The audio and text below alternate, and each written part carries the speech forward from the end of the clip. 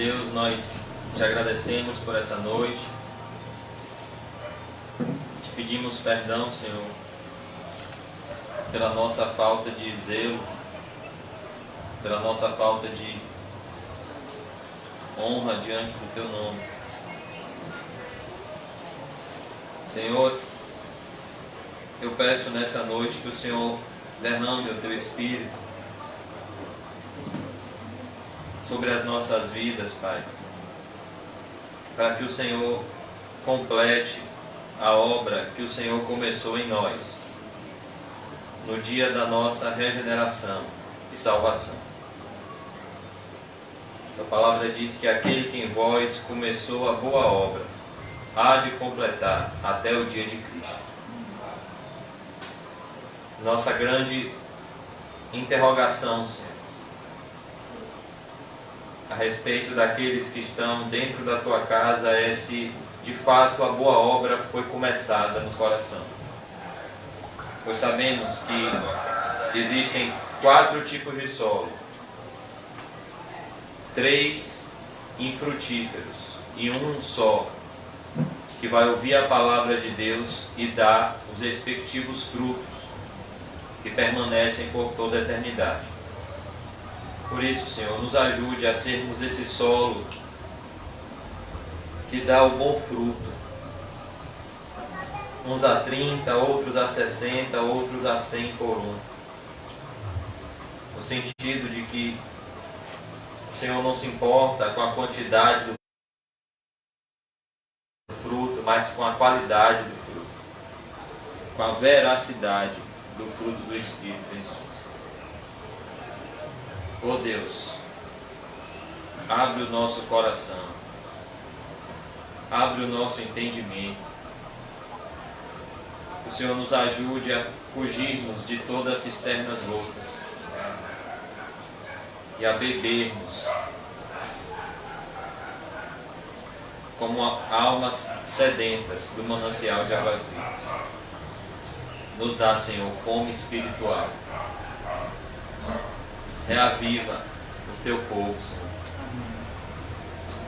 Nós pedimos vida espiritual.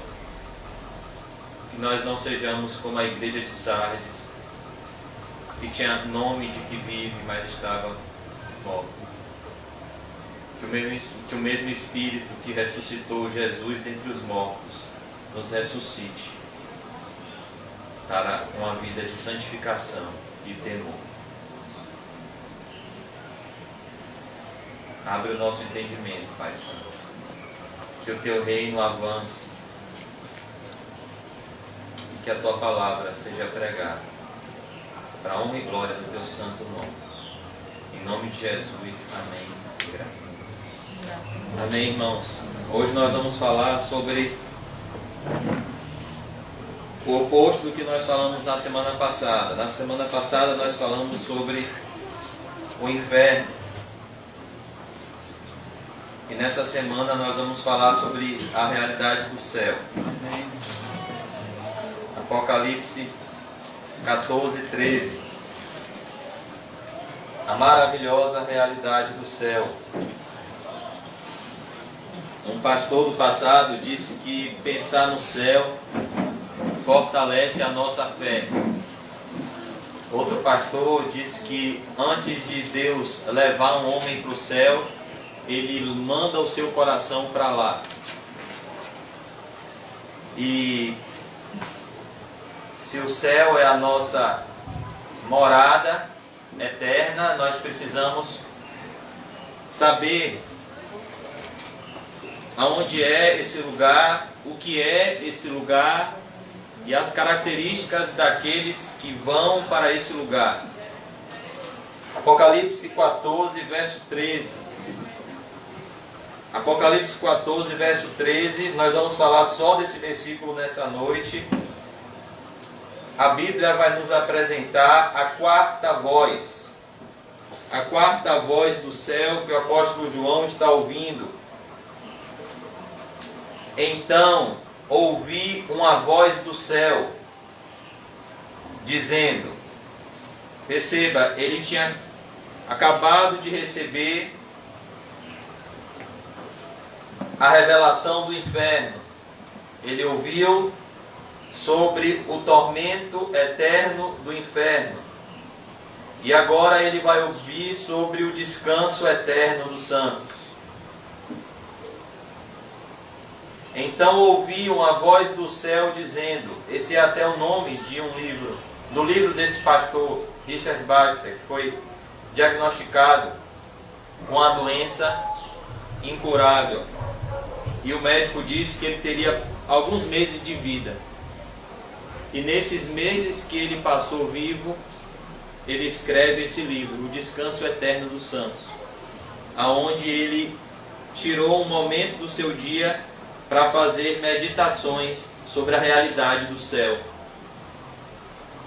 Versículo 13, então ouvi uma voz do céu dizendo, escreve.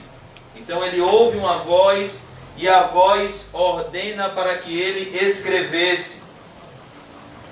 Bem-aventurados os mortos, que desde agora morrem no Senhor. Sim, diz o Espírito, para que descansem das suas fadigas, pois as suas obras os acompanham. Então, em primeiro lugar, nós vamos falar sobre a realidade daqueles que estão no céu. É o primeiro termo usado aqui no verso 13, a expressão bem-aventurados. Uma expressão que o próprio Senhor Jesus usou no Sermão do Monte, que é a palavra Macários. Uma palavra que é muito importante, pois ela é o resultado da obra de Cristo no nosso coração. A palavra bem-aventurado fala de um estado de completude e paz, aonde todas as coisas se encaixam no seu devido lugar, aonde tudo está perfeito, aonde o homem encontra plena paz na vontade de Deus, que é boa, perfeita e agradável.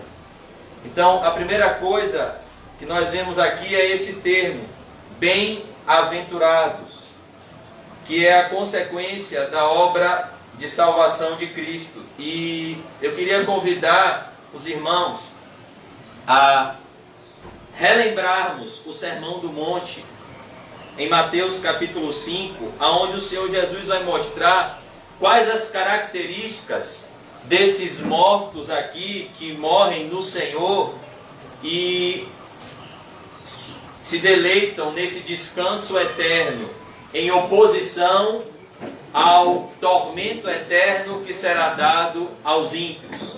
Por isso eu queria convidar os irmãos a abrirem em Mateus capítulo 5, versículo 3.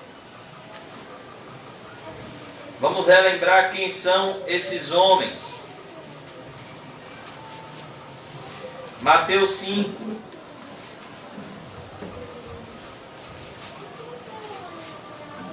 Em Mateus 5 nós temos o sermão mais importante do Senhor Jesus, o Sermão do Monte, que começa com as bem-aventuranças. Lembrando que o Sermão do Monte, tanto quanto as bem-aventuranças, não é um meio para se tornar um cristão.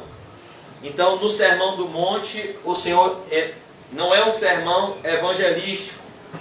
As bem-aventuranças não tem um propósito do Senhor falar assim com o seu povo: faça isso e você será um cristão. Não.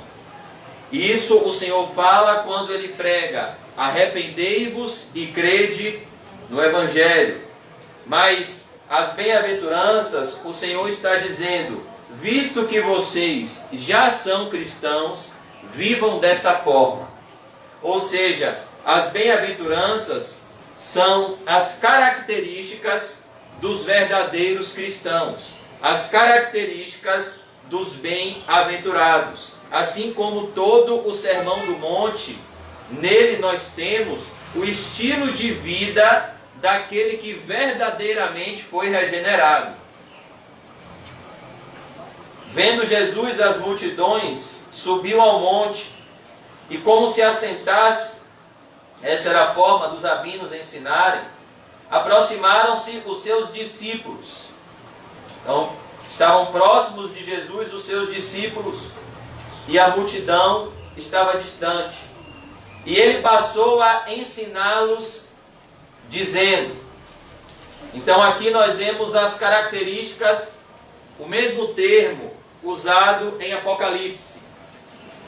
O termo Macários, que significa aquela pessoa que está no estado de completude, naquele estado que Davi disse no Salmo 23, o Senhor é o meu pastor e nada me faltará, de nada sentirei falta.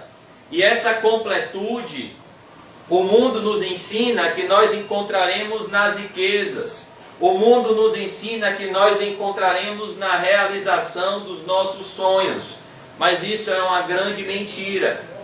Essa completude de vida, o homem só encontra na presença do Deus eterno. Porque a Bíblia diz em Eclesiastes 3:11 que Deus colocou a eternidade no coração do homem. Então, esse estado de paz que o homem tanto procura, essa vida abundante, essa vida feliz que o homem tanto procura, não se encontra nas riquezas, não se encontra na beleza, não se encontra nos relacionamentos, se encontra na presença de Deus. É isso que o Sermão do Monte quer nos ensinar. A palavra bem-aventurados também significa felizes. Uma pessoa que está feliz. E a Bíblia diz, feliz é a nação cujo Deus de Israel é o Senhor. Então aqui o Senhor Jesus nos ensina o caminho da verdadeira felicidade e nos ensina as características de todo verdadeiro cristão, de todo cristão que irá morar no céu. Lembrando que as bem-aventuranças, elas seguem uma sequência lógica. Uma depende da outra. Todas as bem-aventuranças estão interligadas entre si. Outra informação muito importante é que as bem-aventuranças é semelhante ao fruto do Espírito. Ou você tem todas elas, ou você não tem nenhuma delas.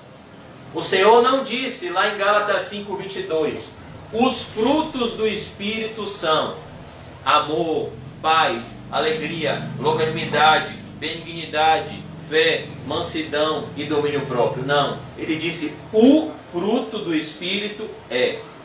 No sentido de que todas aquelas características compõem o fruto do Espírito no nosso coração. E aquele que tem o Espírito Santo deve possuir todas as características do fruto do Espírito. Assim é também nas bem-aventuranças.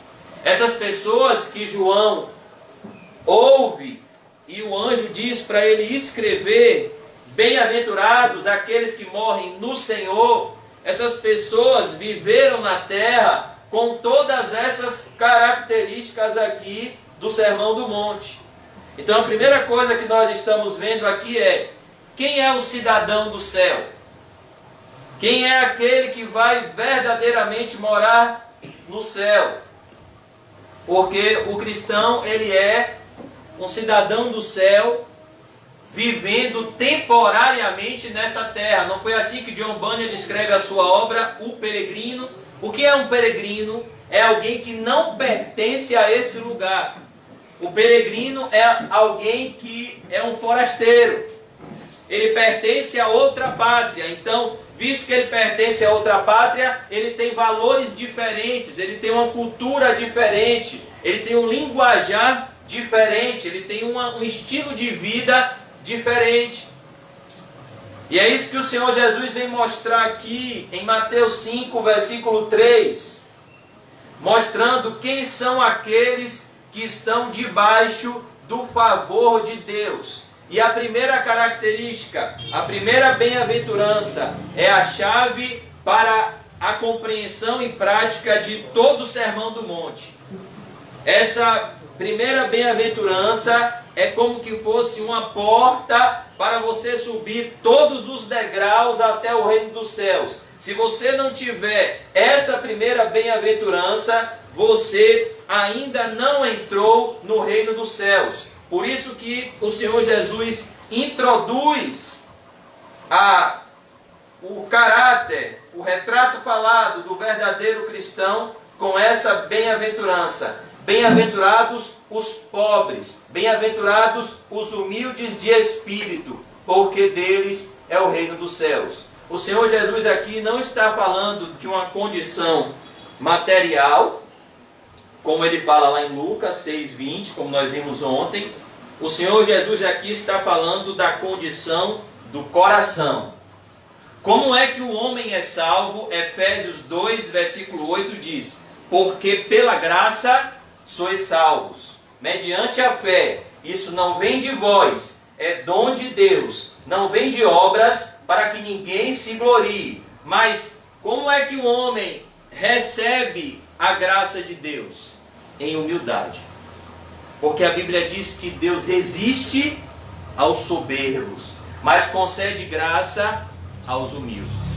E o homem, por natureza, é orgulhoso. O homem, por natureza, quer tomar as suas decisões sem consultar a Deus, sem depender de Deus. O orgulho não é algo que você precisa se esforçar para ter. O orgulho, ele já nasce em mim e em você. O orgulho se manifesta de 3 formas: nas atitudes, nas palavras e nos pensamentos. Então, existem atitudes que revelam o orgulho, como tomar decisões sem consultar a Deus, tomar decisões sem consultar a palavra de Deus, ou tomar atitudes que você se engrandece e rebaixa o seu próximo, atitudes onde você humilha o seu próximo por algo que você pensa que tem e que te faz melhor do que o seu próximo. O orgulho se manifesta através de palavras. O ser humano, por natureza, ele usa as palavras ao seu favor. E o orgulho se manifesta através de pensamentos. Talvez você não perceba como na nossa mente é orgulhosa. A gente sempre pensa que a gente faria melhor. Então vou dar só um exemplo. Você joga bola, e aí você vê uma pessoa jogando bola, e aí você fala: eu faria melhor. Na sua mente você pensa isso. Eu faria melhor do que ele. Eu chutaria aquela bola melhor do que ele. Eu faria isso melhor do que ele. Nós somos assim. Nós somos orgulhosos por natureza. Por natureza, nós temos uma ideia ilusória acerca de nós mesmos. Por isso que a Bíblia diz que nós nascemos mortos em delitos e pecados. Nós nascemos sem o verdadeiro conhecimento que o homem precisa, que é o conhecimento de Deus. Mas no que consiste a primeira bem-aventurança? Bem-aventurados os humildes de espírito. Se o Senhor Jesus não está falando da pobreza material, ele está falando da condição do coração. O que significa uma pessoa ser pobre em espírito? E olha o que ele diz: porque deles é o reino dos céus. A pobreza de espírito é quando o Espírito Santo nos leva à presença de Deus e nos faz enxergar a gravidade da nossa doença, para que possamos então valorizar a preciosidade do remédio. Sem a pobreza de espírito, o homem ouve: Jesus morreu na cruz. Sim, por que ele morreu na cruz? Para mim isso tanto faz como tanto fez. Ele morreu na cruz, ele morreu por todo mundo. Eu tenho minhas contas a pagar, eu tenho meus compromissos a resolver, eu vou tomar conta da minha vida. Sim, ele morreu na cruz, grandes coisas. Uma pessoa pobre em espírito, não. Ela entende a sua miserabilidade, ela entende a sua condenação, ela entende o seu estado de perdição, ela entende a miséria a qual ela se encontra. É como, por exemplo, quando a pessoa compreende a gravidade de uma doença, ela então não hesita em tomar a vacina. Por que as pessoas não hesitam em tomar a vacina do Covid? Porque elas viram entes queridos sofrendo com Covid. Elas viram a gravidade dessa doença.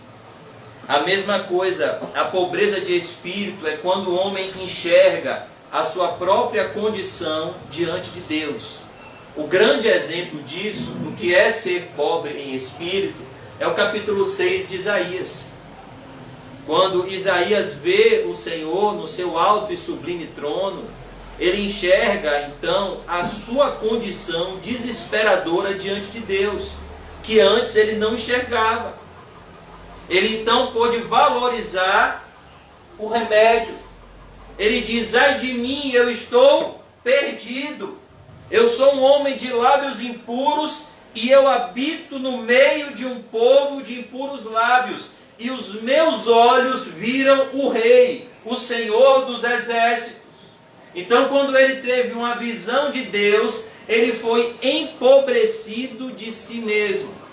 A pobreza de espírito é uma atitude da pessoa para consigo mesma na presença de Deus. É quando você enxerga a gravidade do pecado, é quando você tem consciência da seriedade do pecado à luz da santidade de Deus. E como você não pode fazer nada, absolutamente nada, sem a presença de Deus, sem consultar a Deus. Então isso te leva a um desespero santo. Isso te leva a te empobrecer dos seus próprios conceitos. Isso te leva a te empobrecer da sua autoconfiança, da sua autojustiça, e te leva a vir até Jesus Cristo e confiar somente nele em todas as áreas da sua vida.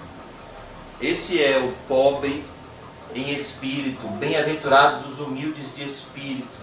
É aquele que sente a sua condição desesperadora. Meu Deus, eu sou um pecador. E Deus é santo, santo, santo. E Deus, além de ser santo, santo, santo, Ele não inocenta o culpado. Ele não passa a mão na cabeça do pecado. Ele não vai aliviar. Eu preciso tremer. A pobreza de espírito é como o apóstolo Paulo fala que ele sempre pregava aos coríntios. Ele diz: quando eu estive no meio de vocês, eu não usei linguagem persuasiva de sabedoria humana, mas a minha pregação, ela se consistia na demonstração do poder do Espírito Santo. O que é que o apóstolo Paulo quis dizer com isso? Quando eu ia pregar, eu não me preocupava com a beleza das palavras. Eu me preocupava se eu estava contrito com Cristo e cheio do Espírito Santo no meu coração, para que o Espírito Santo operasse por meu intermédio. Porque eu posso falar as palavras mais belas, eu posso ter o melhor curso de teologia, somente o Espírito Santo pode vivificar um pecador que está morto em delitos e pecados. É isso que é a pobreza de espírito. É quando o homem entende a sua condição. É quando o homem se humilha na presença de Deus. Esses são os bem-aventurados. Eles são humildes de espírito. Eles têm um espírito humilde. A palavra espírito aqui fala de homem interior. Eles foram empobrecidos de si mesmos. Porque deles é o reino dos céus. Perceba, esses que se esvaziam, esses que são humildes, esses que consultam a Deus antes de todas as suas escolhas, destes é o reino dos céus. O Senhor Jesus disse que aquele que vai entrar no céu é aquele que depende de Cristo como uma criança de colo depende do seu pai. E ele disse: se vocês não se converterem a mim como essa criancinha, vocês não entrarão no reino de Deus. E olha que coisa, ao reconhecer o seu estado diante de Deus e a sua necessidade de reconciliação com Deus e a sua necessidade de ter uma plena comunhão com Deus, pois esse é o único lugar seguro para o ser humano, estar em plena comunhão com Deus. Esse é o propósito da existência humana. Da mesma forma que Deus vinha e se relacionava pessoalmente com Adão e Eva, Deus se relaciona pessoalmente com cada cristão. E quando o cristão entende que a maior necessidade da sua vida, ele entende isso no seu íntimo, porque o Espírito testifica com o nosso Espírito que somos filhos de Deus. Quando ele entende no seu íntimo que a principal necessidade na sua vida, é estar em comunhão com Deus, em paz com Deus, caminhando com Deus como Enoque, fazendo todas as coisas, até os mínimos detalhes da sua vida, para a glória de Deus. Quando ele entende essa necessidade e essa realidade, e ele olha para dentro dele e vê que ele é um pecador miserável, e vê que existe uma oposição intensa a essa plena comunhão com Deus, então, na presença de Deus, em pobreza de espírito, como um mendigo que clama por misericórdia. Não foi assim que aquele publicano voltou para sua casa justificado? Ele não ousava levantar os olhos aos céus, mas ele batia no seu peito e dizia: ó Deus, tem misericórdia de mim que sou um pecador. Jesus estava mostrando ali a condição do espírito daquele homem. Ele estava humilhado. Ele estava vindo a Deus como um necessitado. Então ele era um bem-aventurado. Este desceu para a sua casa justificado, perdoado de todos os seus pecados, porque aquele que a si mesmo se humilha, será exaltado. E aquele que a si mesmo se exalta, será humilhado.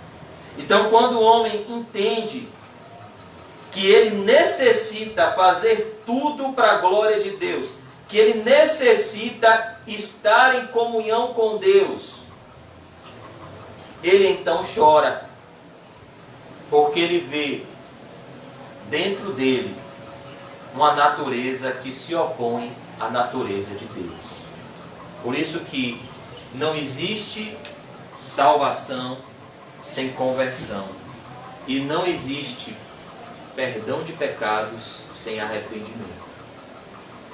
Um cristão, ao sentir a sua condição de pobreza diante de Deus, ao se enxergar como um pecador e entender o padrão que Deus exige do seu povo, se a vossa justiça não exceder em muito a dos escribas e fariseus, de maneira nenhuma vocês entrarão no reino dos céus. Então o cristão, ele chora. Ele chora porque ele olha para dentro dele e ele vê que ele não é quem ele gostaria de ser.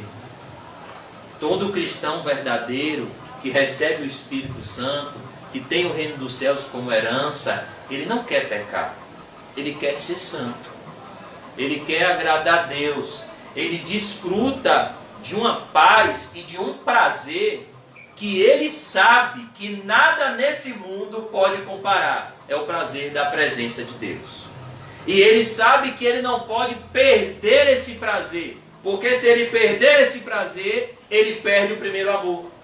Mas ele olha para dentro dele e ele vê um inimigo terrível que quer afastar ele dessa presença de Deus. Então ele entra numa guerra e num conflito constante. Essa é a vida do cristão. Apocalipse 14, 13 vai dizer assim: para que descansem das suas fadigas. Que fadiga é essa? Leia Romanos capítulo 7. O bem que eu quero fazer, eu não consigo fazer muitas vezes. E o mal que eu não quero fazer, eu me vejo fazer. Miserável homem que sou, quem me livrará do laço dessa morte? Graças a Deus por Jesus Cristo nosso Senhor. Esse é o choro bem-aventurado. Essa é a consequência da pobreza de espírito. O pobre em espírito, ele chora, porque ele quer agradar a Deus. O pobre em espírito, ele chora, porque ele vê que o mundo está destituído da glória de Deus. Então, quem são os bem-aventurados? São pessoas humildes. E são pessoas que não vão entrar no céu somente. São pessoas que possuem o reino dos céus. Por isso que o apóstolo Paulo diz que nós já fomos abençoados com toda a sorte de bênçãos espirituais nas regiões celestiais em Cristo Jesus. Aqui o Senhor Jesus diz, porque deles é o reino dos céus. Ele conjuga o verbo no presente, mostrando que um cristão não só pode, mas ele deve ter a certeza da sua salvação. Só sabe a importância da certeza da salvação quem já esteve diante de momentos onde ela precisou ser requisitada. Você está num leito de hospital, você está no perigo entre a vida e a morte. Então você se lembra, rapaz, quantos cultos eu tive para me arrepender, para ter um arrependimento mais profundo, para ter uma consciência mais limpa, para ter uma vida mais pura, para chegar nesse momento e dizer igual o apóstolo Paulo, eu sei que eu tenho crido e Ele é fiel para guardar o meu depósito até aquele grande dia. Deles é o reino dos céus. O pobre em espírito, ele é dependente de Deus para tudo. Não é o que diz Jeremias? Maldito o homem que confia no homem, que faz da carne mortal seu braço forte e aparta o seu coração do Senhor. Mas bendito é o homem que confia no Senhor. Bem-aventurados os que choram. Aqueles que choram, eles serão consolados. E só quem pode consolar um verdadeiro cristão é Cristo. Porque só quem pode nos dar o consolo verdadeiro é o Senhor Jesus. Bem-aventurados os mansos. Uma vez que o cristão, ele chora, ele sente a sua doença, ele sente a sua miséria, ele sente o infortúnio do pecado, ele entende que tudo que Jesus fala é para o seu bem. Quando ele sente a miséria do pecado, a dor do pecado, quando ele sente a negridão do pecado, porque a Bíblia nos ensina que quanto mais perto da luz o homem está, mais ele enxerga as trevas que existem no seu coração. Então, quanto mais perto de Deus o homem anda, mais pecador o homem se enxerga. Porque quanto mais perto de Deus ele anda, ele para de ter outros homens como parâmetro e ele passa a ter um só parâmetro, olhando firmemente para Jesus. Ele é o autor e o consumador da fé. Então ele entende que tudo o que Jesus fala deve ser obedecido e crido sem questionar. Porque ele já foi ferido, porque ele já sentiu a convicção do pecado, porque ele já chorou amargamente como Pedro. Você acha que Pedro, depois de passar aqueles dias no vale da sombra e da morte, aqueles dias de profunda angústia e depressão, onde ele negou a Cristo e chorou amargamente, você acha que depois daquilo, depois que Jesus restaurou ele, você acha que ele hesitava em desobedecer a Jesus? Não. Porque ele já tinha aprendido que tudo que Jesus falava se cumpria. Jesus disse, antes que o galo cante 2 vezes, Pedro, Você vai me negar 3 vezes. Pedro acreditou? Não. Se cumpriu a palavra de Jesus ou a de Pedro? A palavra de Jesus. Quando o galo cantou pela 2ª vez, Pedro negou pela 3ª vez. E Pedro chorou amargamente. Mas então, quando Jesus aparece a ele e conversa pessoalmente com ele, ele não hesita em obedecer, porque Pedro se tornou manso. Essa é a bem-aventurança, essa é a característica do bem-aventurado, do morador celestial, daquele que nasceu de Deus. Ele é obediente às ordens de Cristo. Ele obedece sem questionar. A ideia dessa palavra aqui é a ideia de um animal que foi domesticado. É o que o Senhor Jesus faz conosco. Ele é o pastor, nós somos as suas ovelhas. Bem-aventurados os mansos, porque eles herdarão a terra. Os verdadeiros cristãos não vão em busca de bens materiais. Eles herdam tudo aquilo que lhes é necessário para a sua peregrinação. Eles herdarão a terra. Deus tem prazer em sustentar os seus filhos. E agora nós vemos outra característica: bem-aventurados os que têm fome e sede de justiça, porque serão fartos. O verdadeiro cristão, ao obedecer a Deus, ele tem um desejo insaciável por Cristo e por fazer aquilo que é correto. O que satisfaz o coração de um cristão é andar na justiça. O que satisfaz o coração de um verdadeiro cristão é ver o seu progresso na santificação, ver o seu progresso na sua comunhão com Deus.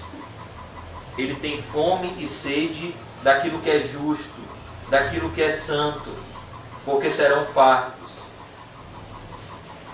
E então, quando o homem está satisfeito com a vontade de Deus, ele passa a se relacionar com o seu próximo de uma maneira diferente. As primeiras 4 bem-aventuranças, Jesus fala do nosso relacionamento com Deus. As outras, ele fala do nosso relacionamento com o próximo. Quando o nosso relacionamento com Deus está bem, o nosso relacionamento com o próximo fica bem. E aqui agora ele diz: bem-aventurados os misericordiosos. Olha outra característica daqueles que vão morar no céu. No seu coração eles têm misericórdia. A palavra misericórdia é a junção de 2 palavras: compaixão, de parceria com a ação. Aqui nós vemos que o verdadeiro cristão, ele olha para o seu próximo com um olhar de amor. Ele olha para o seu próximo com um desejo de socorrê-lo. Ele não olha para o seu próximo com um olhar de superioridade. Ele sempre olha para o seu próximo como um alvo das suas boas obras que foram preparadas de antemão para que andemos nela. Por isso que ele diz aqui: bem-aventurados os misericordiosos, porque alcançarão misericórdia. O que o Senhor Jesus está dizendo aqui é que a forma com que você trata o seu próximo é a forma com que você vai ser tratado por Deus naquele grande dia. O grande exemplo disso é a mensagem do rico e do Lázaro. Como foi que o rico tratou a Lázaro? Lázaro desejava todos os dias as migalhas que caíam da mesa do rico, e o rico não lhe dava nada. Mas um dia aconteceu que a morte chegou para o rico e chegou para o Lázaro. E então a forma que o rico tratou a Lázaro, com desprezo, foi a forma que Deus tratou o rico, com desprezo.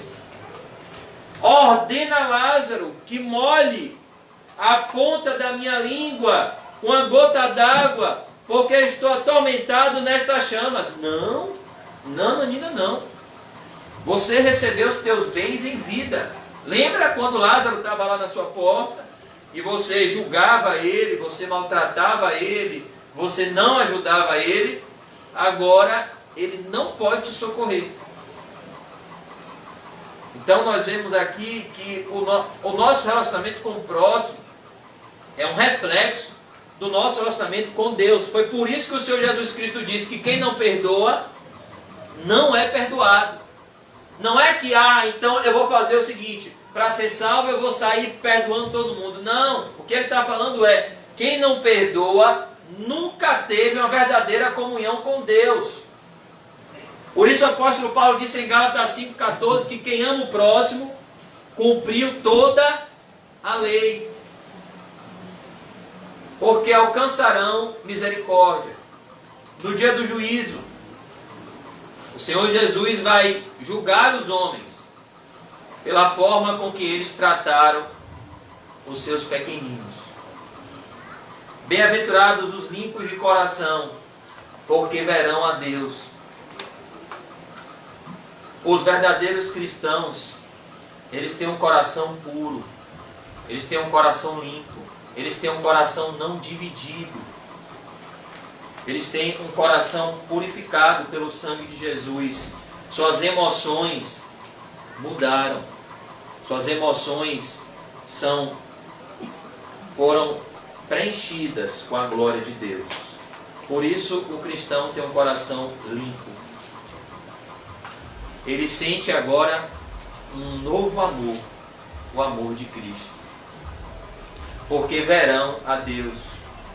Por isso que o cristão não guarda mágoa, o cristão não guarda rancor, o cristão sempre perdoa. Porque ele sabe que Deus merece ser honrado, mesmo diante da mais terrível ofensa. Nenhuma ofensa que recebamos na terra é maior do que a ofensa que fizemos a Cristo na cruz do Calvário. É assim que o coração do cristão é limpo. Bem-aventurados os pacificadores, porque serão chamados filhos de Deus. Os cristãos sempre promovem a paz. Bem-aventurados os perseguidos por causa da justiça, porque deles é o reino dos céus. É aqui que muitas vezes nós não entendemos. Porque o Senhor Jesus fala de um homem humilde, que chora na presença de Deus para ser mais santo, um homem que é obediente aos mandamentos de Deus, um homem que que deseja ardentemente fazer o que é correto, ele tem desejos puros, tem fome e sede de justiça, um homem que trata o seu próximo com amor, com misericórdia, um homem que tem o seu coração limpo, um homem que promove a paz. Como é que esse homem deveria ser tratado? Como uma bênção, como alguém que deveria receber aquilo que ele dá, amor. Mas não é assim que o mundo trata os verdadeiros cristãos. Os verdadeiros cristãos têm todas essas características, mas são tratados com ódio e desprezo pelo mundo. Por isso que cada vez mais nós temos que fugir da ideia de buscarmos aceitação entre aqueles que não conhecem a Cristo, porque o próprio Senhor Jesus Cristo disse: se odiaram a mim, odiarão a vocês. Bem-aventurados os perseguidos por causa da justiça, por fazer o que é correto, porque deles é o reino dos céus. Bem-aventurados sois, quando por minha causa vos injuriarem, vos perseguirem, mentindo, disserem todo mal contra vós. Regozijai-vos e exultai, porque é grande o vosso galardão nos céus, pois assim perseguiram os profetas que viveram antes de vocês. O Senhor Jesus ainda diz que no momento que estivermos sendo perseguidos, isso deve deixar o nosso coração com a alegria irradiante, que isso é a grande marca que nós fazemos parte dessas pessoas que, quando fecharmos os olhos nessa terra, ouvirão essa voz dizendo: bem-aventurados desde já aqueles que morrem no Senhor. Vamos voltar para Apocalipse 14, verso 13.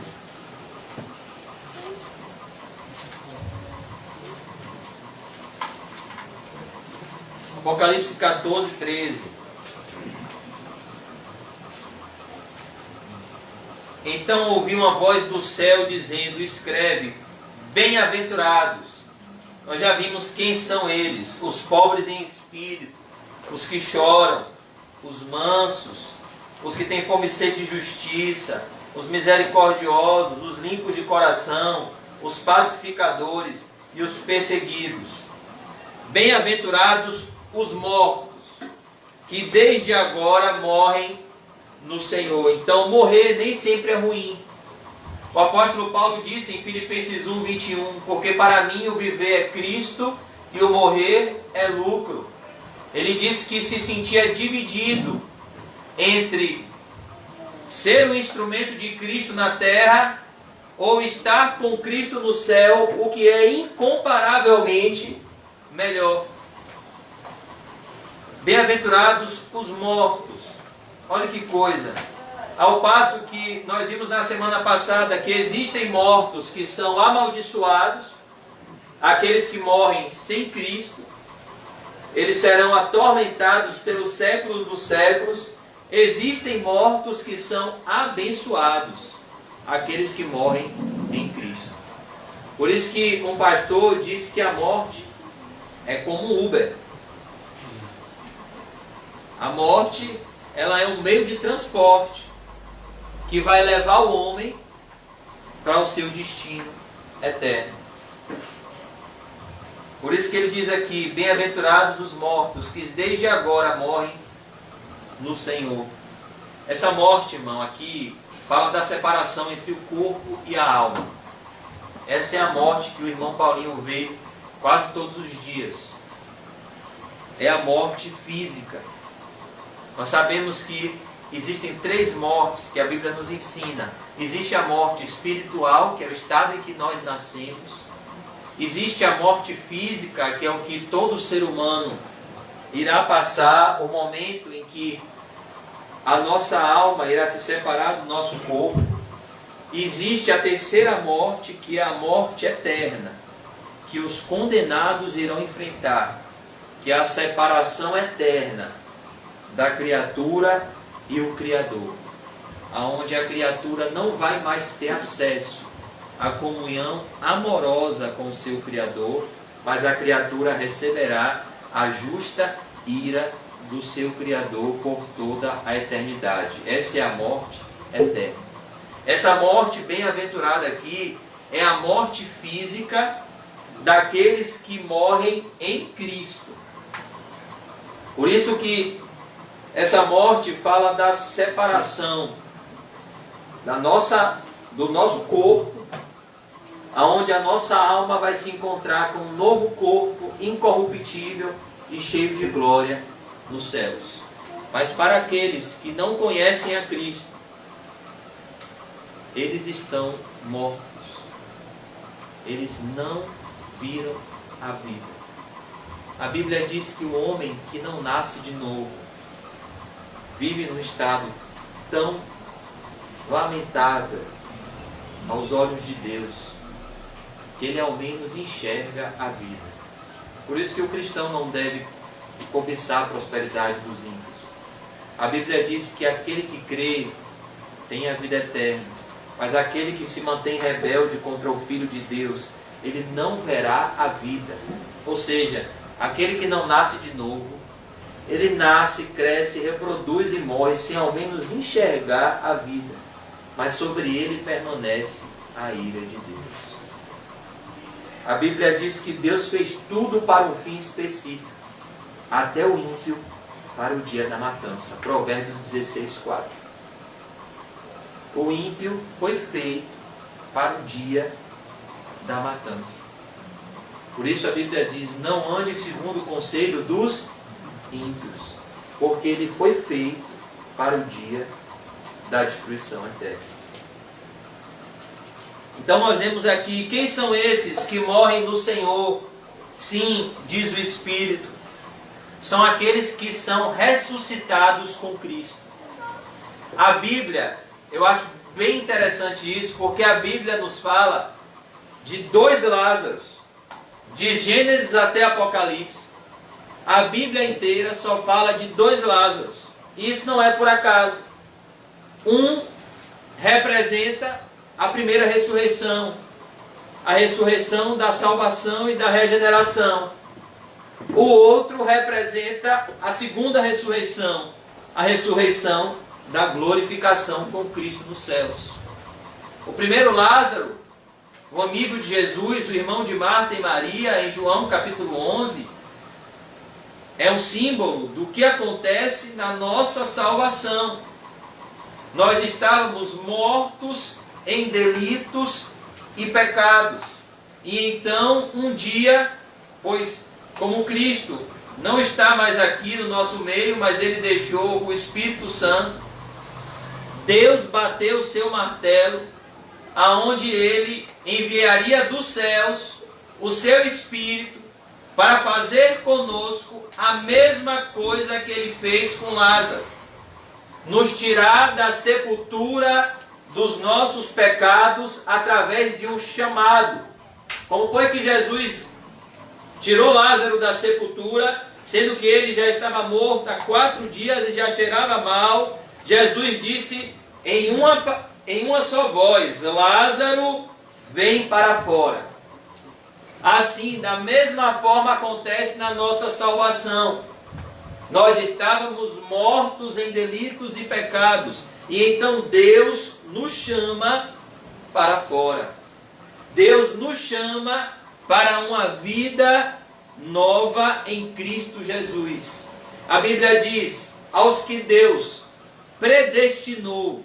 Romanos 8,30. O que é predestinar? Ter um destino predeterminado. Ou seja, Deus faz com que todas as circunstâncias na vida do cristão cooperem para um momento específico. Deus escolheu o lugar que você iria nascer, os pais que você iriam ter, a família que você nasceria, o bairro que você morava. Deus escolheu todas as coisas. Aos que Deus predestinou, a estes também chamou. Ele fez com que todas as circunstâncias da sua vida te levassem para um momento aonde o Espírito Santo iria vivificar o seu coração de forma sobrenatural. Ele iria te chamar de forma eficaz para Cristo. Esse é o chamado eficaz. Quando o Espírito Santo vivifica o nosso ser interior e nos traz para uma nova vida, uma vida em Cristo Jesus. Aos que chamou, ou seja, você estava morto e Deus enviou o Espírito Santo. A conversão é uma obra sobrenatural. Você não estava vendo, mas havia uma pessoa, se você é um cristão, havia uma pessoa entrando em você no momento do seu chamado. Não é algo simples, é algo muito poderoso. Deus emprega esforço para regenerar o seu povo. Deus, ele envia mensageiros e ele chama os seus de forma eficaz.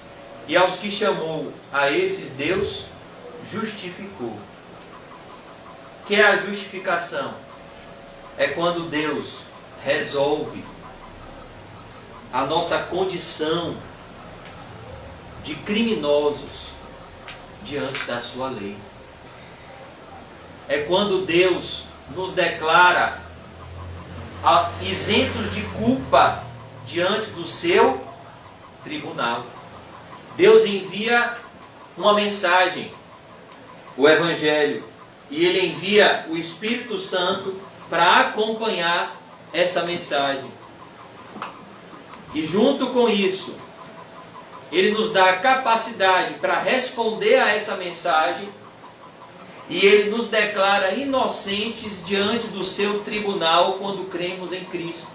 A Bíblia diz que justificados pela fé, nós temos paz com Deus por meio do nosso Senhor Jesus Cristo. A justificação é um ato judicial, quando Deus lança os nossos pecados na conta de Jesus. Essa é a maravilha da ressurreição. Se nós de fato já fomos ressuscitados com Cristo, nós temos motivos de sobra para sermos felizes em Cristo. Porque isso tudo foi feito por nós. Tudo isso, Ele nos predestinou, Ele nos chamou, Ele nos justificou, sem que fizéssemos nada. Ele pagou a nossa dívida, nos comprou com o seu sangue. E aos que justificou, a estes Deus glorificou. Fala do estado final do cristão ao fechar os seus olhos nessa terra. É o que a Bíblia nos ensina através do segundo Lázaro. O Lázaro da história do rico e do Lázaro. Quando nós deixaremos esse corpo e nos uniremos com o Senhor Jesus nos céus em um novo corpo, imortal, incorruptível e cheio da glória de Deus. É essa a mensagem que o Senhor quer nos ensinar através dos dois Lázaros. Primeiro, o Senhor nos chama da morte para a vida aqui na terra. E um dia, o Senhor nos leva para a vida eterna nos céus. O nome Lázaro significa Deus é o meu auxílio. Deus é tudo o que eu tenho. E é isso que um cristão é. É alguém que tem o seu tesouro em Deus. Bem-aventurados os mortos que desde agora morrem no Senhor, sim, diz o Espírito, para que descansem das suas fadigas, pois as suas obras os acompanham. Veja que coisa, o céu é um lugar de descanso, o céu é um lugar de paz. Jesus disse que o céu é a casa do Pai, e na casa do Pai há muitas moradas. O que ele quis dizer com isso? Não se turbe os vossos corações, credes em Deus, credes também em mim.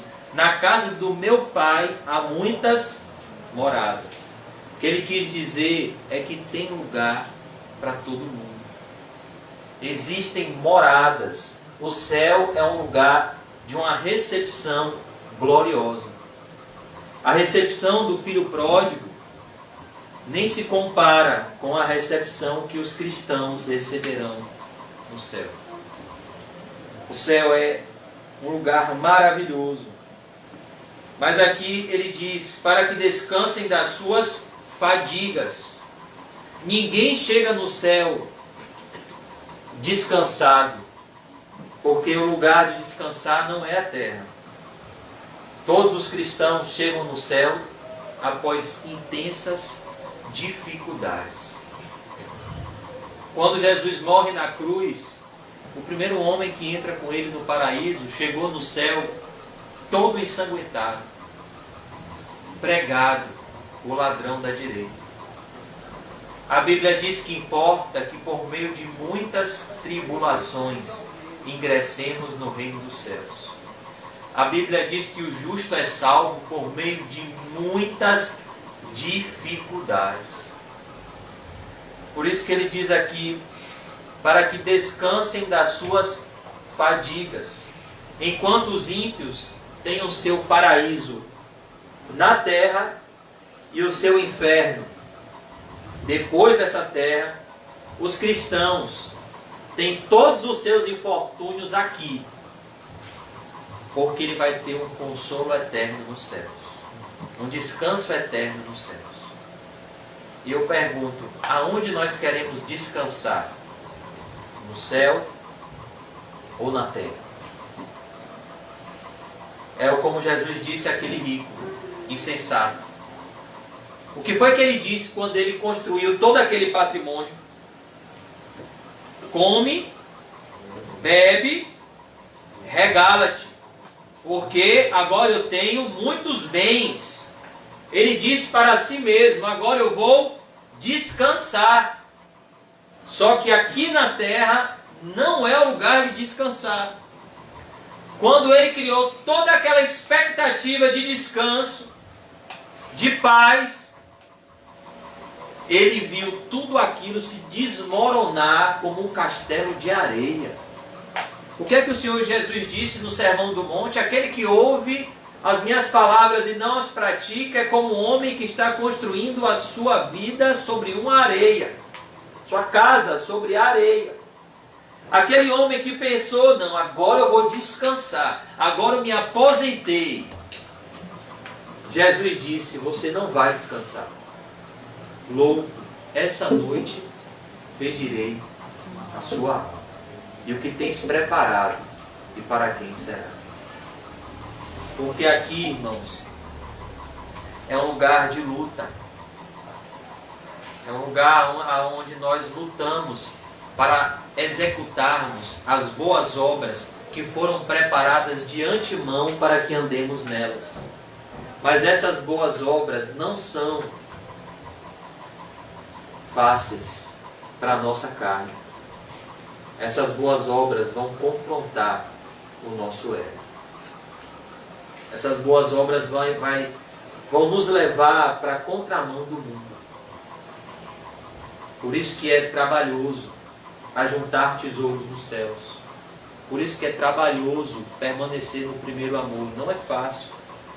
Eu digo a você que é mais fácil ficar rico, é mais fácil ficar magro, é mais fácil você ganhar o mundo inteiro do que permanecer no primeiro amor. É muito difícil. O nosso amor se esfria muito fácil. E eu falo, o nosso amor se esfria muito fácil, em primeiro lugar, o nosso amor por Cristo. Porque Ele é a fonte de todo o verdadeiro amor. Sim, diz o Espírito, para que descansem das suas fadigas. Olha que coisa. Imagine Lázaro sendo recebido no céu. Será que você já pensou nisso, irmão? No momento em que você vai deixar esse mundo e se encontrar com Cristo. Imagine que maravilha o apóstolo Paulo morrendo e se encontrando com Cristo no céu. Descansando de todas as suas fadigas. Imagine um cristão verdadeiro morrendo. Após ter vivido uma vida de intensas provações, intensas aflições. A Bíblia nos relata de um homem, servo de Deus, que morreu e ainda deixou dívidas. Ele era esposo da Sunamita, se eu não me engano. E Eliseu foi lá para que Deus operasse um milagre através da vida dele e aquela mulher conseguisse pagar as dívidas que o seu marido deixou. E muito provavelmente esse homem era um servo de Deus e servia aos profetas de Deus. Mas imagine o destino maravilhoso que ele teve ao se encontrar com Cristo no céu. Por isso que aquilo que o mundo mais foge, o cristão mais cobre: a realidade da morte. Eu e você vamos morrer. Por mais que você esteja jovem hoje, por mais que os seus exames estejam dando tudo certinho, por mais que você pense que você tenha muito tempo de vida, saiba disso. Essa vida vai passar como um sopro. E um dia você vai estar diante de Cristo. Um dia vai ser o seu último dia. E a grande bem-aventurança é morrer com Cristo. Morrer no Senhor. Sim, diz o Espírito, para que descanse das suas fadigas, pois as suas obras os acompanham. Olha que coisa, embora um homem não chegue ao céu pelas obras, ele chega ao céu pela graça, mediante a fé, ele chega no céu cheio de boas obras, porque a fé sem obras é morta. Como é que Jesus ensina lá em Mateus 25? Como é que ele vai receber essas pessoas aqui, que João está ouvindo essa voz do céu, E essa voz está dizendo para ele escrever: bem-aventurados os mortos que desde agora morrem no Senhor. Sim, diz o Espírito, para que descansem das suas fadigas, pois as suas obras os acompanham.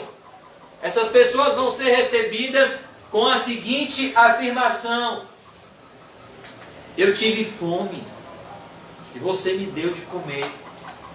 Eu tive sede e você me deu de beber. Eu estive preso e você foi me visitar. Eu estive nu e você me vestiu. Eu estive enfermo, você cuidou de mim. Mas quando, Senhor, eu fiz isso para o Senhor a cada vez que você fez a um dos meus pequeninos irmãos, a mim fizestes. É assim que essas pessoas vão ser recebidas.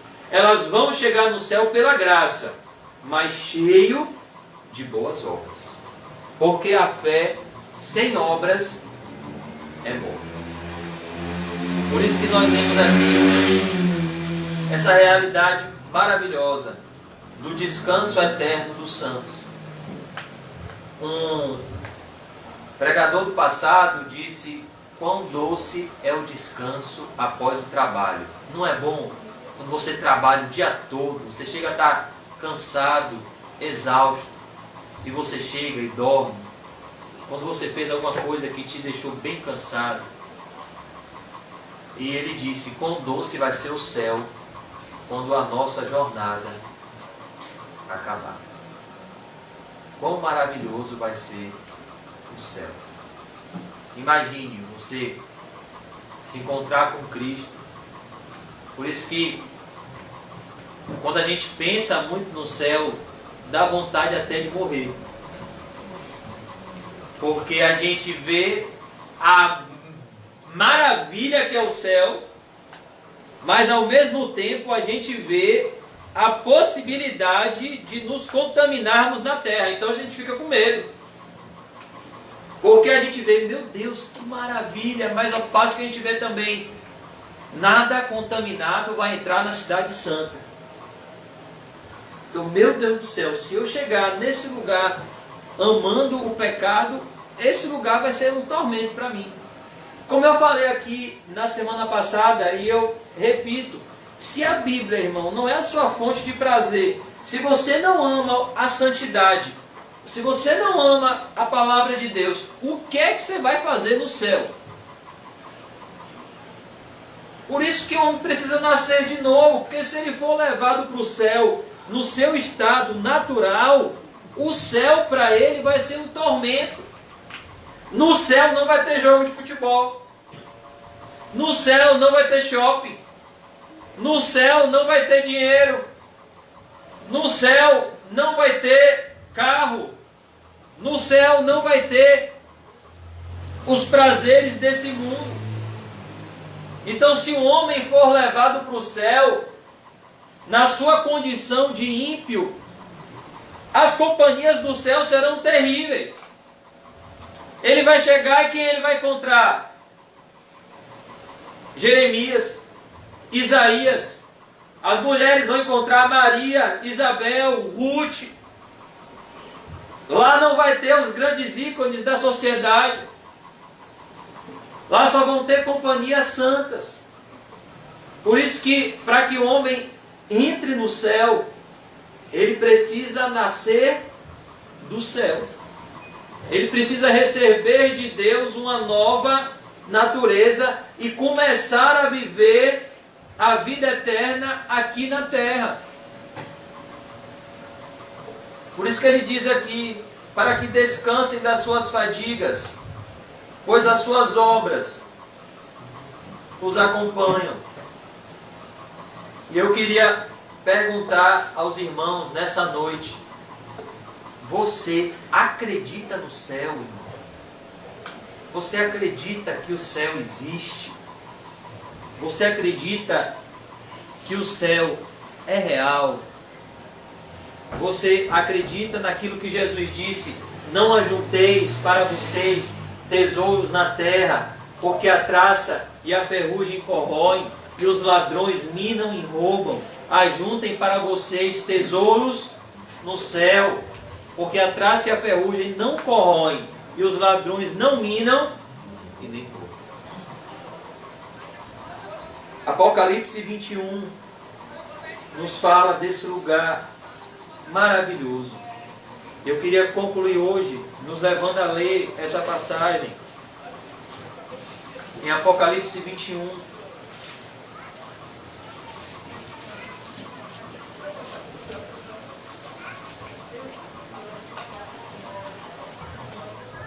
Vi novo céu e nova terra, pois o primeiro céu e a primeira terra passaram, e o mar já não existe, não há mais separação. Vi também a cidade santa, a nova Jerusalém, que descia do céu da parte de Deus, ataviada como noiva adornada para o seu esposo. Então ouvi grande voz vinda do trono de Deus, dizendo: Eis o tabernáculo de Deus com os homens. Deus habitará com eles. Eles serão povos de Deus, e Deus mesmo estará com eles. E lhes enxugará dos olhos toda lágrima, e a morte já não existirá. Olha que coisa, no céu não vai ter funeral. Aqui não dá aquele medo quando a gente sabe que a gente tem entes queridos, principalmente os que já estão chegando à idade. Não dá aquele medo do dia que a gente vai enterrar nosso pai, nossa mãe, porque a gente sabe que quando aquela tumba fechar, pelo menos aqui na terra, a gente nunca mais vai poder dar um abraço, nunca mais vai poder ver o sorriso, nunca mais vai poder dar um carinho, receber um carinho. A morte é algo que nos traz temor. Mas no céu, a morte já não existirá. Já não haverá luto. No céu não haverá motivo de tristeza, nem pranto. Não haverá lágrimas. Não haverá luto, nem dor. Olha que coisa maravilhosa. A Bíblia diz que o nosso corpo, está lá em Filipenses 3, o nosso corpo é um corpo de humilhação. Porque o nosso corpo é suscetível a doenças, o nosso corpo é suscetível a toda espécie de dores por conta do pecado. Mas no céu não existirá mais dor. Nós receberemos um corpo glorificado. Nem dor. Perceba a grande distância que existe entre o céu e o inferno. No inferno só existe dor. No céu não existirá dor. Por isso que o homem cria outros lugares, porque essa realidade é muito dura, de que só existe céu e inferno. Então o homem cria um purgatório, o homem cria uma possibilidade de vida após a morte, de reencarnação, que essa realidade é dura, mas é verdadeira. Morreu, céu ou inferno. Mas no céu não haverá dor. Então vamos supor que uma pessoa morra no leito de hospital, um cristão verdadeiro, com uma doença que está fazendo essa pessoa sentir muita dor, muita angústia. E então, em um dado momento, seu coração para, sua respiração para, e ela se encontra num lugar onde ela está recebendo um consolo indizível, e cheio de glória, onde não existe mais a dor, onde a dor passou. Aquele ladrão da direita estava sentindo muita dor, mas em alguns momentos ele se encontrou com aquele que está fazendo, que ele está vivo hoje, ele passar toda a eternidade sem sentir dor. No céu não haverá dor. Imagine o apóstolo Pedro, crucificado de cabeça para baixo. Será que ele estava sentindo dor? Muito. Ele disse: eu não sou digno de morrer como meu Senhor, me crucifique de cabeça para baixo. A crucificação de Pedro foi ainda mais dolorosa. O sangue desceu todo para a cabeça. Ele era um senhor de idade. Seu corpo já não tinha a resistência de quando ele era jovem. Mas quando ele morreu e se encontrou com Cristo, ele não sentia mais a dor dos pregos. Ele sentia um alívio. Porque as primeiras coisas passaram. E aquele que está sentado no trono disse: eis que faço novas todas as coisas. E acrescentou: escreve, porque essas palavras são fiéis e verdadeiras. Disse-me ainda: tudo está feito. Eu sou o Alfa e o Ômega, o princípio e o fim. Eu, a quem tem sede, darei de graça da fonte da água da vida. O vencedor herdará estas coisas, e eu lhe serei Deus, e ele me será filho. Quanto, porém, aos covardes, aos incrédulos, aos abomináveis, aos assassinos, aos impuros, aos feiticeiros, aos idólatras e a todos os mentirosos, a parte que lhes cabe será no lago que arde com fogo e enxofre, a saber, a segunda morte. Verso 9.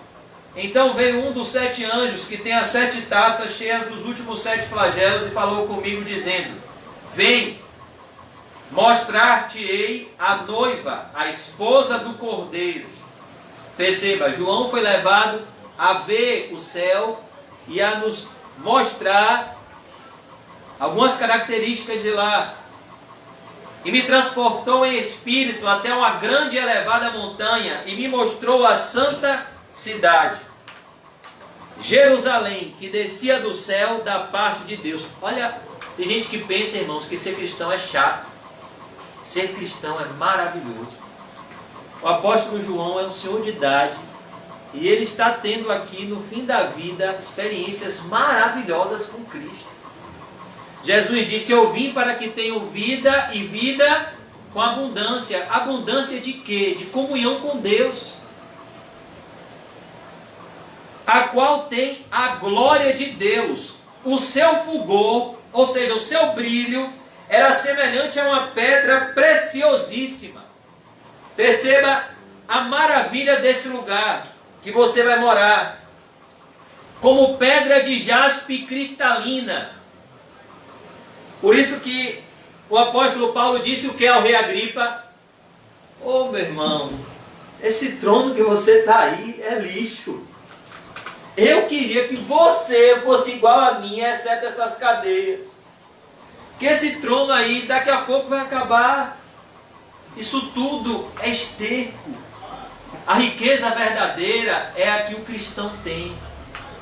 Pois é uma riqueza que nunca mais terá fim. Essa riqueza aqui. Nenhum dinheiro do mundo compra essa riqueza.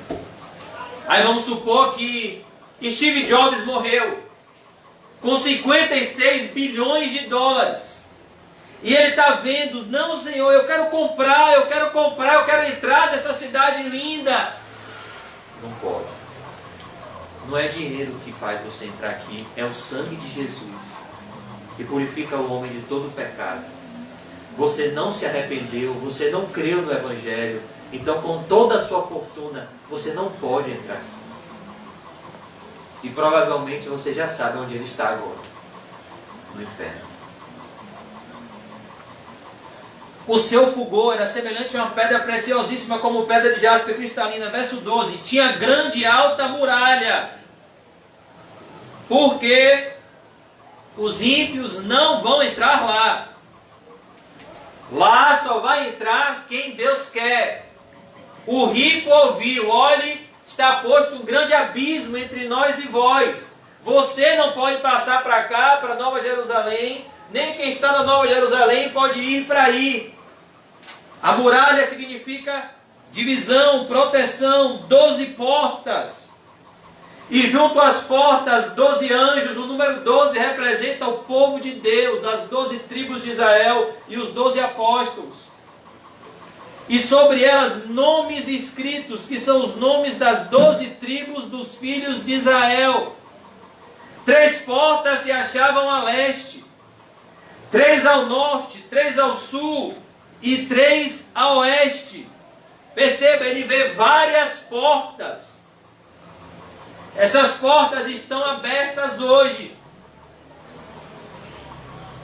É a porta estreita. A muralha da cidade tinha 12 fundamentos, e estavam sobre este os 12 nomes dos 12 apóstolos do Cordeiro. Percebeu que a totalidade do povo de Deus, primeiro as 12 tribos, depois os 12 apóstolos. Ou seja, o que João está vendo aqui é, só vai entrar aqui quem faz parte do povo de Deus, quem tem uma aliança com Deus, quem ouviu e obedeceu a voz de Deus. Aquele que falava comigo tinha por medida uma vara de ouro para medir a cidade, as suas portas e a sua muralha. A cidade é quadrangular, verso 16, de comprimento e largura iguais. E mediu a cidade com a vara até 12.000 estádios. A cidade é enorme. Tem espaço para muitos pecadores arrependidos. Por isso que nós podemos pregar o Evangelho a toda criatura, porque tem lugar para todo mundo. Por isso que a Bíblia diz que a festa nos céus, quando um pecador se arrepende, e o seu comprimento, largura e altura são iguais. Tudo que Deus faz é perfeito. Mediu também a sua muralha, 144 côvados, medida de homem, isto é, de anjo. A estrutura da muralha é de jaspe. Também a cidade é de ouro puro, semelhante a vidro límpido. Sabe o que significa isso? A preciosidade do céu.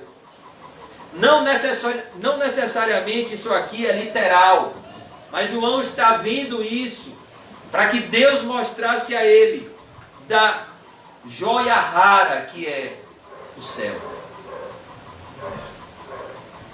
Os fundamentos da muralha da cidade estão adornados de toda espécie de pedras preciosas. O primeiro fundamento é de jaspe, o segundo de safira, o terceiro de calcedônia, o quarto de esmeralda. Somente pedras de grande valor. Aquilo que o homem tanto valoriza.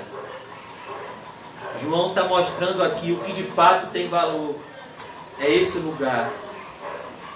O quinto de sardônio, o sexto de sárdio, o sétimo de crisólito, o oitavo de berilo, o nono de topázio, o 10º de crisópraso, o 11º de jacinto e o 12º de ametista. São pedras preciosíssimas e caríssimas. Aqui fala de um lugar muito maior e melhor do que nós podemos pensar.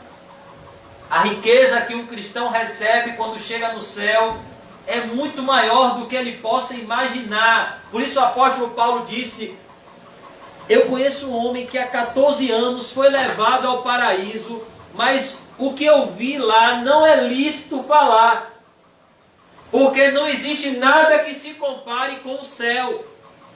Porque tudo nesse mundo está contaminado com o pecado, e no céu não tem pecado. É como, vou dar só um exemplo. Você morreu hoje e você daqui a algumas horas vai chegar no céu.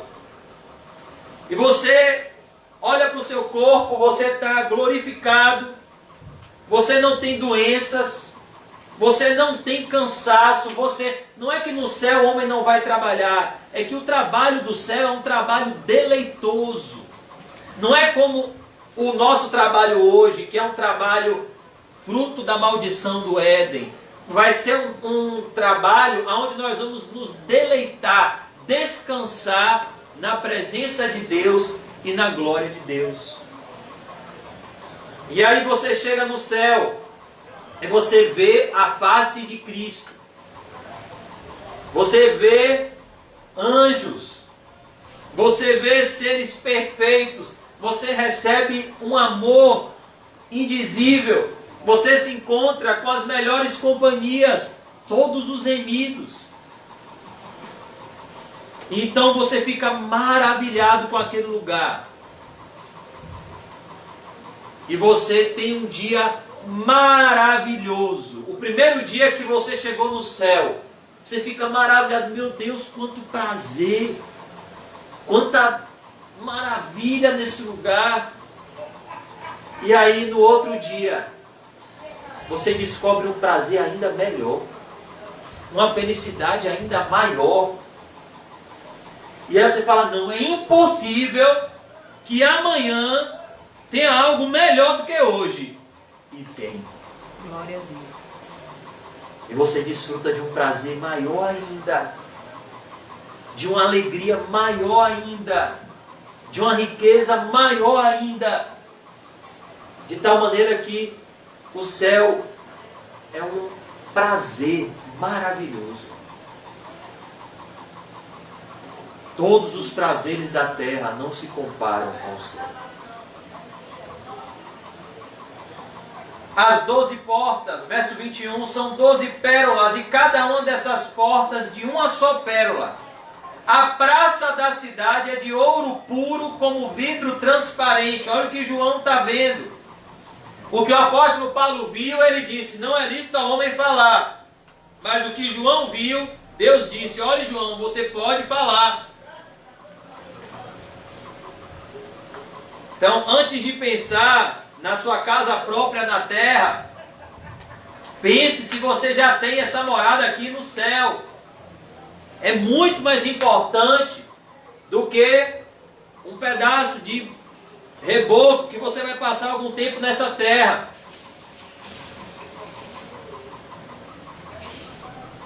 Nela não vi santuário, porque o seu santuário é o Senhor, o Deus Todo-Poderoso e o Cordeiro. Não vai precisar mais de um lugar para os cristãos se reunirem. Todos eles estarão juntos na presença do Cordeiro e do Senhor. Lá a gente vai poder tirar essa dúvida. Rapaz, será que Deus Pai é como, hein? Como é que deve ser Deus Pai? Será que não? Deus Pai deve ser aquele senhor velho. E aí Deus Filho, aquele homem que se revela para a gente, e Deus Espírito Santo, aquela força que fala com a gente. Lá a gente vai ter todas essas dúvidas tiradas. A cidade não precisa nem do sol nem da lua para lhe darem claridade, pois a glória de Deus a iluminou. Olha que coisa bonita. O próprio Deus, Ele não vai usar estrelas, o próprio Deus vai iluminar a cidade santa. E o Cordeiro é o quê? A sua lâmpada. A luz do céu é Jesus. No céu, um cristão vê Jesus claramente, face a face. E a beleza de Jesus é muito maior do que possamos imaginar. As nações andarão mediante a sua luz, e os reis da terra lhe trazem a sua glória. As suas portas nunca mais se fecharão de dia, porque nela não haverá noite. Olha que coisa, não vai ter ladrão. Portas abertas. Não haverá mais noite. E lhe trarão a glória e a honra das nações. Verso 27. Nela nunca jamais penetrará coisa alguma contaminada. É aqui que entra o problema. Até aqui estava só maravilha. Mas aqui entrou todo o problema aqui do céu. Porque se você chegar lá contaminado, o que é que vai acontecer? Apartai-vos de mim, nunca vos conheci, vocês que praticam a iniquidade. Verso 27. Nela nunca jamais penetrará coisa alguma contaminada. Por isso que um cristão não chega no céu contaminado. Ele chega no céu justificado pelo sangue de Jesus. Deus transfere a nossa vergonha para Jesus e transfere a honra de Jesus para o cristão. Aquele que não conheceu o pecado, Deus o fez pecado por nós, para que nele fôssemos feitos justiça de Deus. Então, quando um cristão chega na porta do céu, ele não chega com nenhuma mácula. Ele chega reto, puro, perfeito, porque Deus vai olhar para o cristão e não vai ver o cristão. Ele vai olhar para o cristão e vai ver Jesus no cristão. E todo o pecado que esse cristão cometeu, Deus vai olhar e vai imputar na cruz. E toda a justiça que Jesus tem, Deus vai imputar no cristão. Por isso que o apóstolo Paulo diz assim: Cristo em nós é a esperança da glória. O que é Cristo em nós? Cristo dentro de nós é a nossa esperança de chegarmos nessa porta aqui e entrarmos nessa glória, porque Ele vai nos tornar aceitáveis diante de Deus. Por isso que em nenhum outro nome há salvação, a não ser no nome de Jesus. Glória a Deus. Por isso que a Bíblia diz: bem-aventurado é o homem a quem Deus jamais imputará pecado. Por isso que João Batista, quando viu Jesus, disse: eis aí o Cordeiro de Deus que tira o pecado do mundo. Ele tira o pecado de você e coloca nele. E ele pega a justiça dele e coloca em você. E abre a porta do céu. Ele fez isso. E isso, rapaz, isso deve demorar um tempão, né? Ele fez isso com o ladrão da cruz em alguns minutos. Basta que haja arrependimento e fé. Nela nunca jamais penetrará coisa alguma contaminada. No céu não vai entrar pecado.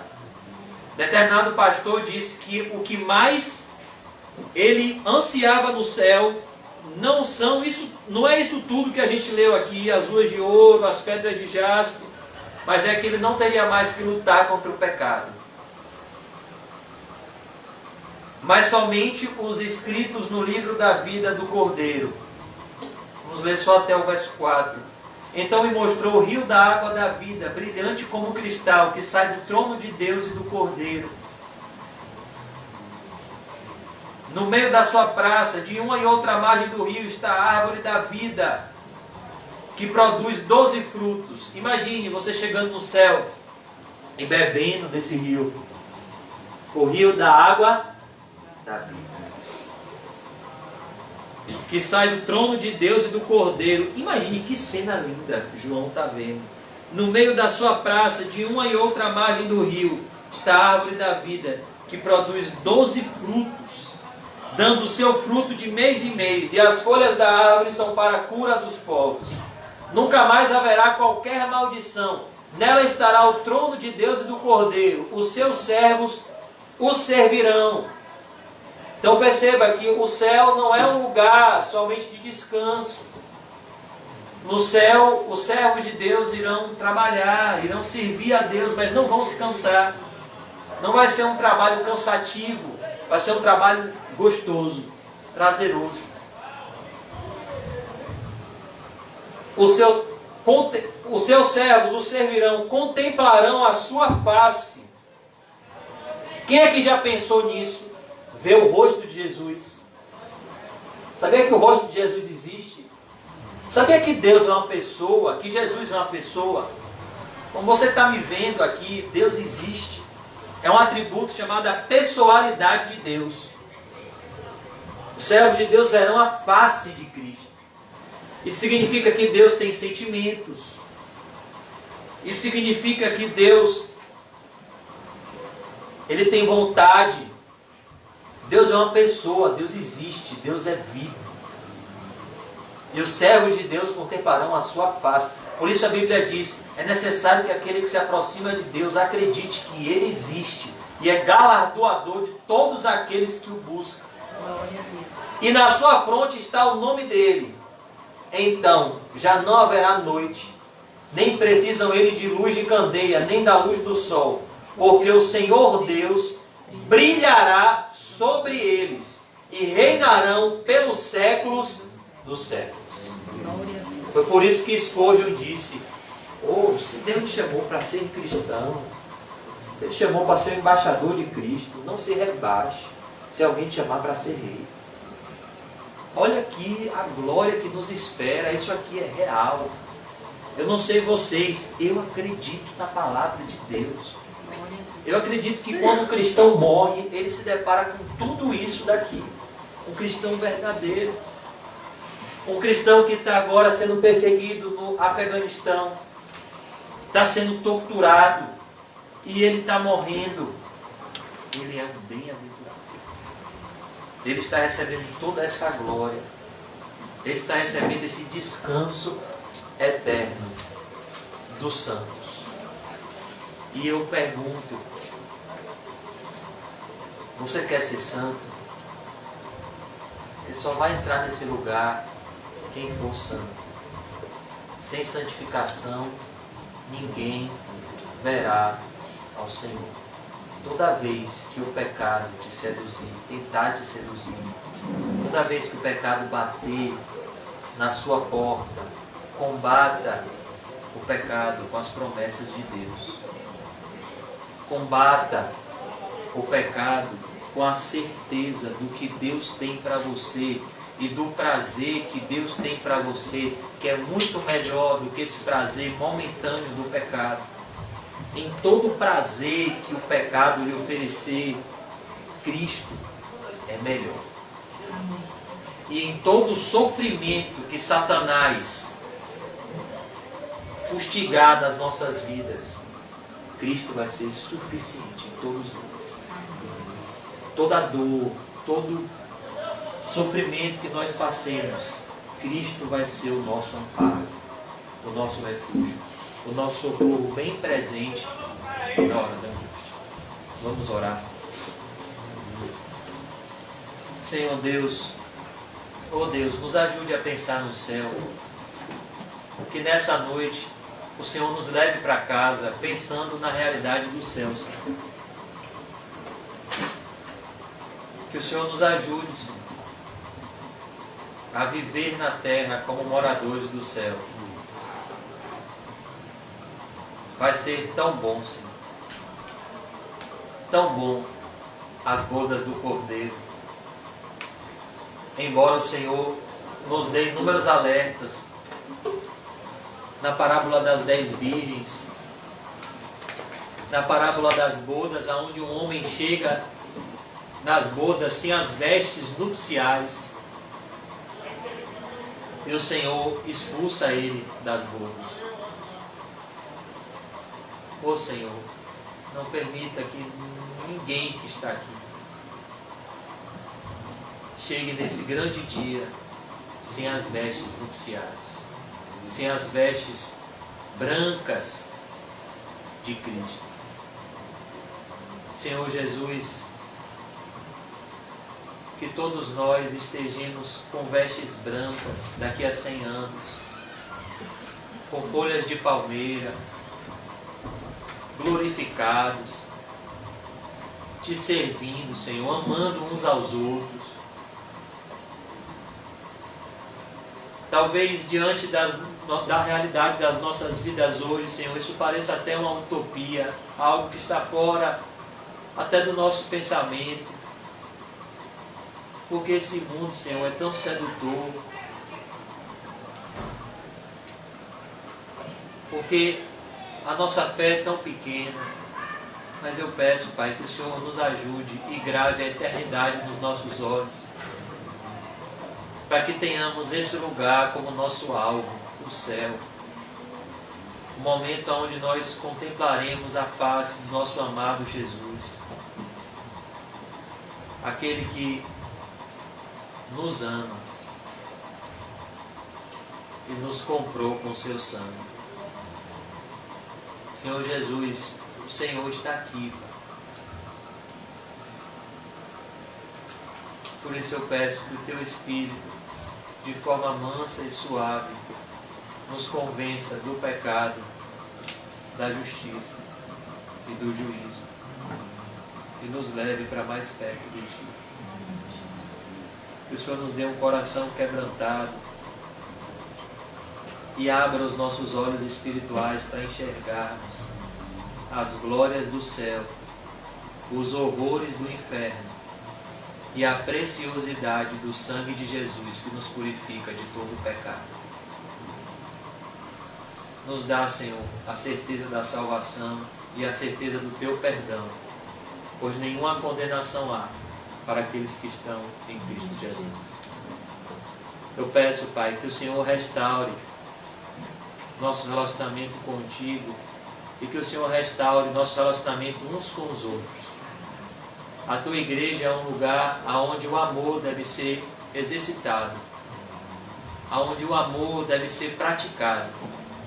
Tua palavra nos ensina que nós devemos estimular uns aos outros ao amor e às boas obras. A Tua palavra nos ensina, o Teu Filho nos ensinou: nisto conhecerão que sois meus discípulos, se tiverdes amor uns pelos outros. Por isso eu peço que o Senhor nos encha de amor, que esse lugar seja um pedaço do céu,